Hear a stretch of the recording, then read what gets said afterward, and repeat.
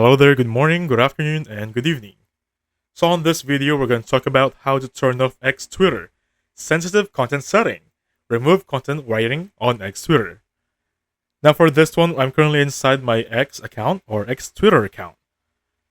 Now what we're going to do right here is just make sure that you're logged in via the web browser. This cannot be happening, or you cannot do this process if you're opening it via the application. So once you're in your Safari, you're in Google Chrome, click on your icon. Your profile icon can be found in the upper left section, and you can have this. Choose the one that says Settings and Privacy. Now once you're here, look for the one that says Privacy and Safety. Now you're going to see a lot more settings here, but the only one you're going to need is Consent You See. From here, uncheck this one, Display Media that may contain sensitive content, and you'll be good to go. Now from now on, you have successfully turned off sensitive content warning. And basically that's it. I'll catch you guys on the next one.